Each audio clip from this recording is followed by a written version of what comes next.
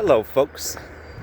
So let's talk about something that's been going around for a while that shouldn't be. So how bad is communism and socialism, and how at risk are we? Well, communism and socialism, they're about as bad as a gun. So a gun, that thing kills things. It's solely built to fire a projectile. And that projectile is solely built to break or damage something. So, how is that like socialism and communism? It's a tool. You have different philosophies. Now, what's funny about philosophies when it comes to political philosophies, that's two selfish terms. So, political means you're negotiating to gain something that you desire, either collectively as a group or you as an individual. That's politics.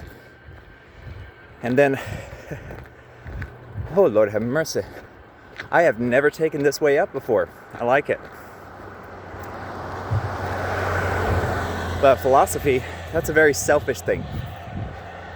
So politics and philosophy is the belief that you have and your ideology. And then politics is your method of expressing that ideology, because your ideology only comes from you. Selfish. Okay, that's totally anti-communist, anti-socialist. Just that whole psychological persona thing, that is anti. And I mean, the reason we have politics is because psychology. Let's be real for 2 seconds. People want something, and they want to talk other people into giving them something they want. That's politics in a nutshell. So what about communism and socialism, right? So they both kind of have the same core mechanics. Communism is where everybody contributes for everybody. And socialism is where everybody contributes for everybody. Now, where they both fail, because on paper, communism works wonderfully. On paper. In real life, not so much. It gets very oppressive. Now, why does it do that? Again, selfishness. If we got rid of selfishness, we would fix so much stuff. Seriously, if we got rid of people being greedy, like that's the failing of capitalism. So the anti of communism and all that,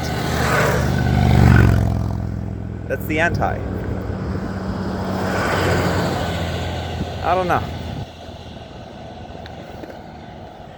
It's one of those where you've got to find balance.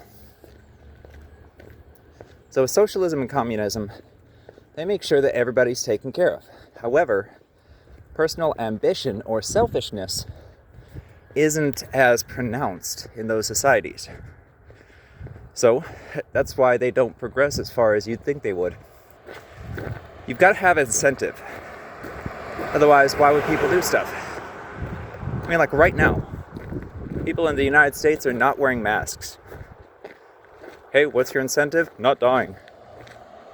Okay, but can you see it? No, I can't see it, so it ain't real.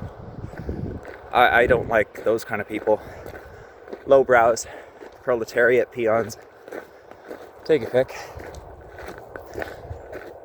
But socialism and communism, if we could get past the selfishness, they would work. Capitalism, if we could get past the selfishness, it would work. Because right now it's working for a few, and there's still an entry to where people can get in and build up. It's a rotating system with a few at the top staying at the top. That's all for selfish interest too. What's funny is all of the problems of the world are based on selfishness. Every single problem. Every single one. And I can prove that any day of the week. fact, if you guys are viewing, give me a challenge. I just said selfishness is the root of all problems in the world. Try and prove me wrong. We'll have some fun. But the end all be all is, communism could work. The problem is we are too selfish to make it work. We're all about me, my, and I want more. And that's what it boils down to, is socialism and communism, capitalism, they all developed too quickly. Same way I say that we could probably solve every problem in the world if we stop being selfish. Not joking. And no, I'm not trying to ask people to hug trees.